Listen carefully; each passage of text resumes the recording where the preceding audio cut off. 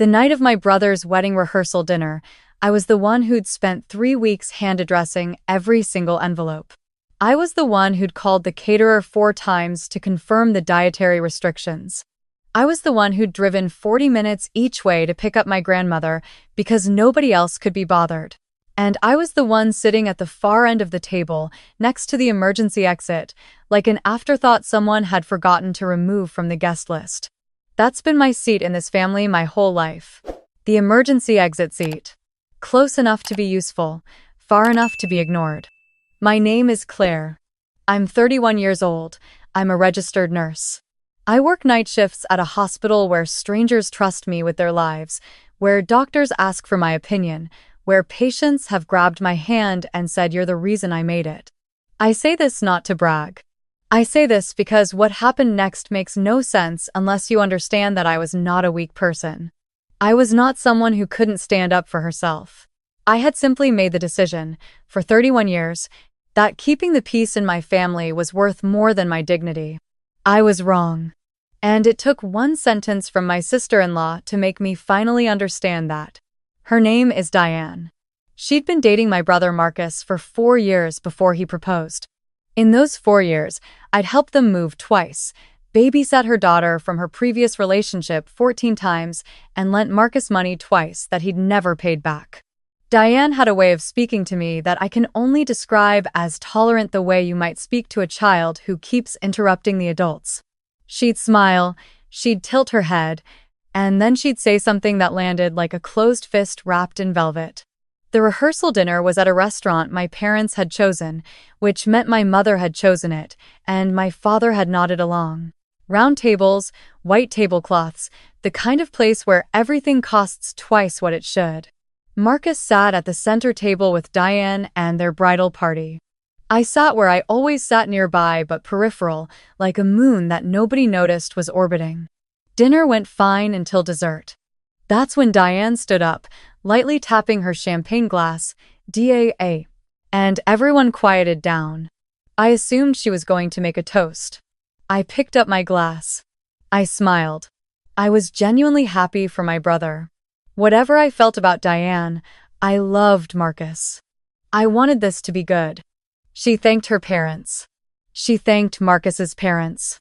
She thanked each bridesmaid by name, with a specific, personal detail about each one: funny memories, inside jokes, things that made people laugh and tear up and reach for each other's hands. It was a beautiful toast. And then she reached the end of it. And finally, she said, her eyes sweeping the room, landing briefly on me. I want to thank everyone who made this weekend possible. Every little helper behind the scenes. Every little helper. She didn't say my name. She looked directly at me and did not say my name.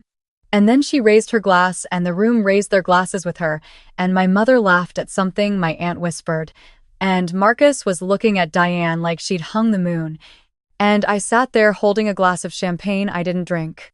Every little helper. I set the glass down very carefully. I folded my napkin. I thought about the 40 envelopes. I thought about the 4 phone calls to the caterer. I thought about my grandmother, who had held my hand in the car and said, "I don't know what this family would do without you, sweetheart." She was the only one who'd said it out loud. I didn't cry. I didn't say anything. I smiled when people looked at me. Because I was good at that.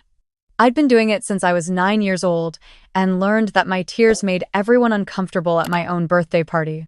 I stayed through dessert. I helped stack the gift bags by the door. I kissed my mother's cheek. I hugged Marcus and told him I'd see him tomorrow.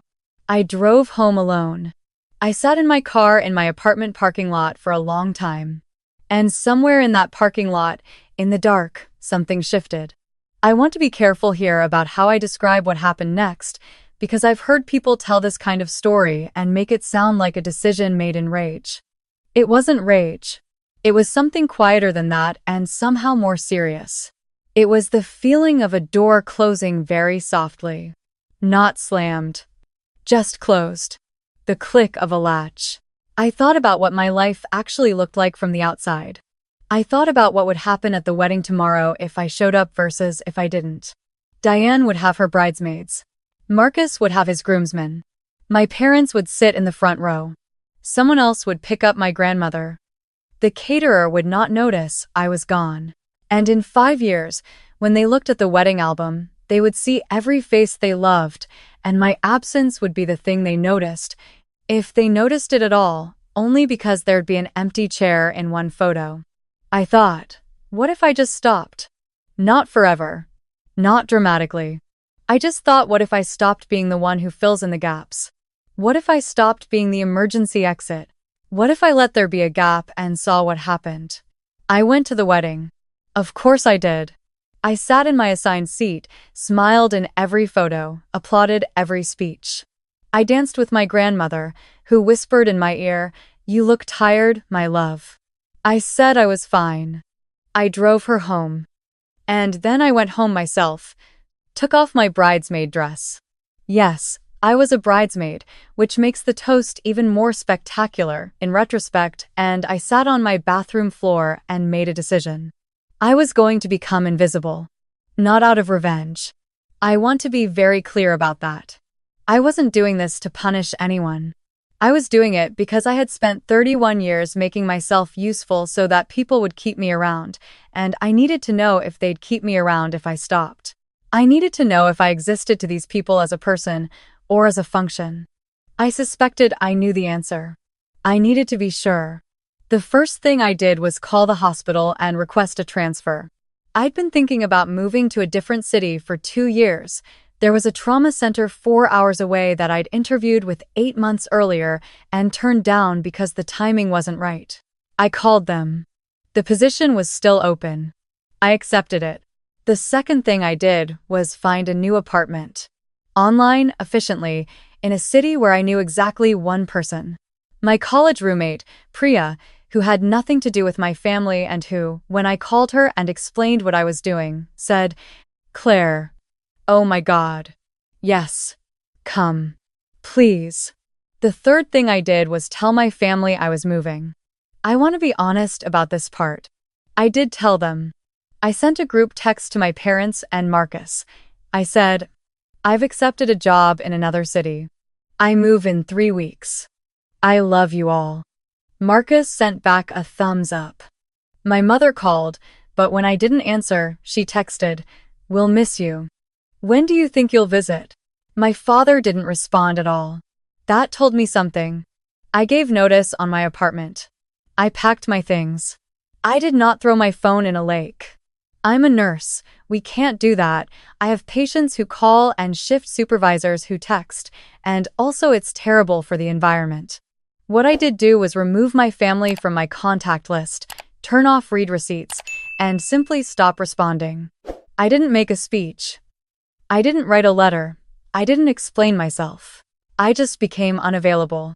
Priya knew my new address. My work knew my new address. 3 friends from my old hospital knew my new address. My family did not, because I hadn't given it to them and they hadn't asked. That last part is important. They hadn't asked. My mother knew I was moving. She knew I was going to a city 4 hours away. She did not call to ask where I'd be living. She did not call to ask how the drive went, or if I'd found a good grocery store, or if my new apartment had enough light. She did not call on the first Sunday after I moved, which had been our traditional family call since I was in college. Or the second Sunday. Or the third. Marcus texted me a meme 6 weeks after I moved. It had nothing to do with me or my life. It was just a meme. Like a buoy thrown at someone treading water, technically a gesture, practically useless. I was lonely. I want to say that plainly, because I think people telling this kind of story sometimes skip that part. I was lonely in a new city where I knew one person, starting a new job where I had to prove myself from scratch, sleeping on a mattress I'd bought off a marketplace app while my real furniture was still in transit. I cried in my car 3 times in the first month. I called Priya on a Tuesday night and talked for 2 hours about nothing because I just needed to hear a friendly voice. But I also, and this is the part I didn't expect, started sleeping better. I didn't realize how much of my mental energy had been spent in a kind of constant low-level alert. Always half waiting for the next request. The next favor. The next situation where I'd need to show up and make things work. When that stopped, when there was no one calling to ask me to pick someone up or coordinate something or make a difficult situation smooth again, I felt, underneath the loneliness, something I can only describe as space. Room to breathe. Room to be a person who was just living her own life. I started doing things I'd put off for years. I signed up for a pottery class that met on Thursday evenings just because I'd always thought it looked interesting. I cooked real meals instead of eating standing over the sink. I slept past 6 a.m. On my days off, I ran a 5K with Priya on a cold November morning and stood at the finish line laughing so hard at how bad we both were that we couldn't breathe. 3 months after I moved, Priya mentioned, carefully, that she'd heard something through a mutual acquaintance who was loosely connected to my family. My mother had apparently called my old apartment building looking for my forwarding address. The building manager had told her I'd left no forwarding information. She'd called my old hospital. The HR department had told her they couldn't share employee information. She'd apparently told my aunt that I had just vanished, and my aunt had apparently posted something vague on Facebook about family keeping you in their prayers, which was how I found out any of this because Priya saw it and screenshot it for me. "Do you want me to stop telling you things?" Priya asked. "I can, if you'd rather not know." I thought about it. "No," I said. "Tell me. I need to know if what I suspected is true." What I suspected, that they were looking for me in the way you look for your keys because you need them, not because you miss them. Here's what happened over the next several months as I learned through Priya, who heard it through the mutual acquaintance, who was not doing anything wrong by sharing. No, he asked if she'd heard from me. She said she had. He asked if I was okay. She said I was. He asked if she could give him my number. She said she'd have to ask me first. She asked me. I said no. She told him no. He said, okay, and didn't call again. That told me something too. My mother apparently reached out to 2 of my friends from my old city. Not close friends, people from my gym, people I'd known casually. How she got their contact information, I'm not entirely sure, but my mother has a way of finding things out. Both of them contacted me to let me know. I appreciated the heads up. I thanked them. I didn't ask them to pass along any messages. My father called Priya's number 4 months after I moved. This was the one that surprised me because my father was not a man who made phone calls. He was a man who sat in his armchair and let the women in the family handle the emotional labor. Priya said he sounded like someone who had rehearsed what he was going to say and then forgotten the script. He asked if I was alive. She said yes. He said, good. There was a pause. Then he said, tell her, and then stopped. And then said, never mind, tell her we hope she's doing well. I cried when Priya told me that. I'm not going to pretend I didn't.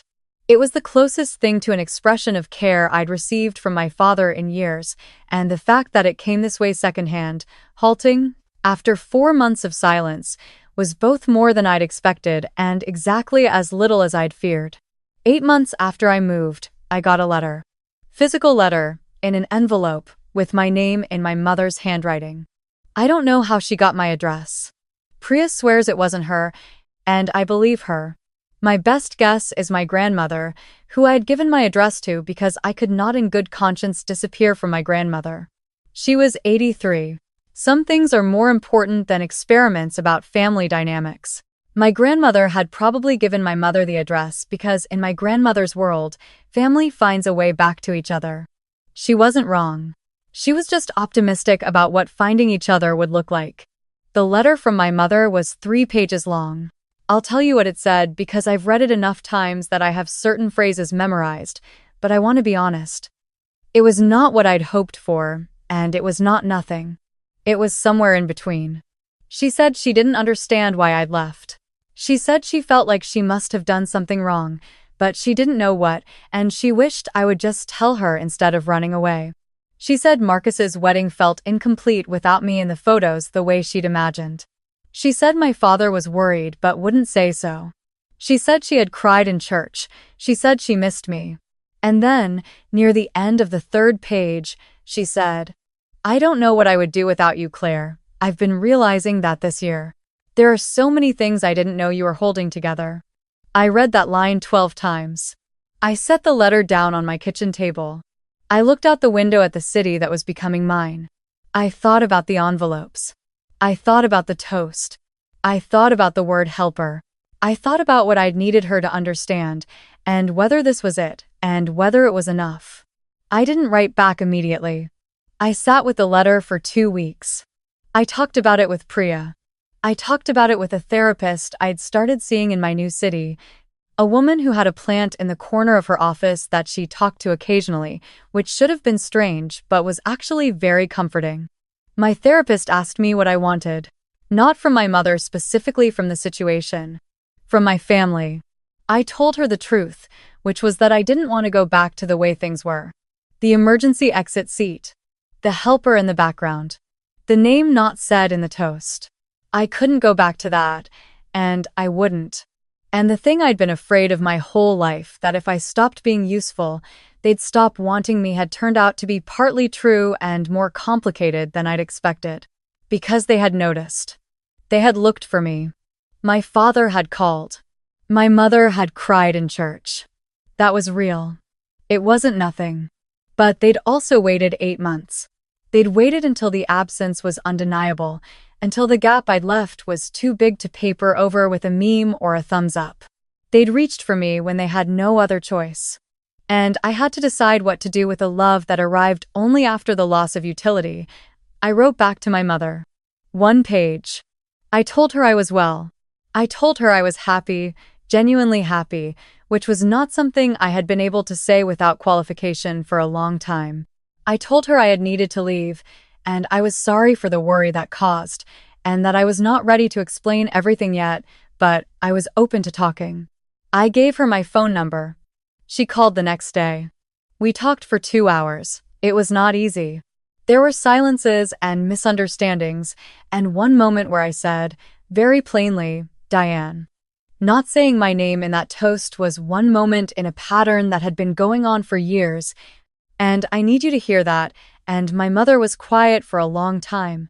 And then, she said, I hear you.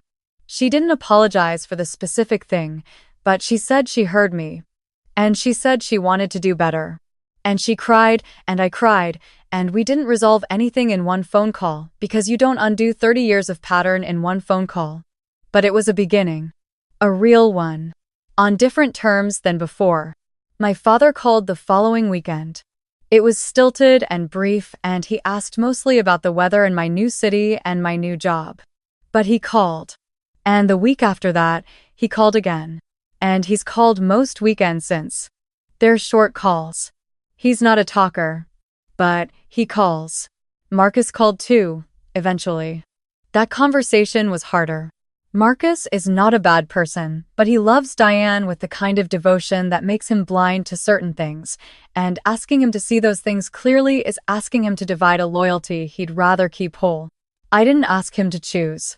I asked him to see. He said he'd try. I decided to believe him, provisionally. Diane has not reached out. I don't expect her to. I don't need her to. What I needed was to know, to actually know, not just suspect who I was to the people who were supposed to love me most. And I know now. The answer is complicated and human and flawed, the way most true answers are. They love me. They took me for granted. They noticed when I was gone. They reached for me when they had to. They are trying, imperfectly, to do better. And I'm not the emergency exit anymore. I'm in the pottery class. I'm running with Priya on Saturday mornings. I'm sleeping well. I go to work and strangers trust me with their lives, and I come home to an apartment that is mine, in a city that is mine, living a life that is fully, finally, mine. I think about that rehearsal dinner sometimes. The champagne I didn't drink. The glass I set down very carefully. The fold of the napkin. The click of the latch. I think about what my grandmother said in the car that night, her dry hand over mine. I don't know what this family would do without you, sweetheart. They found out. And the finding out changed things. Not completely, not perfectly, but in the ways that mattered. That's all I was ever asking for. Not perfection. Not a grand apology. just to be seen not as a function, but as a person.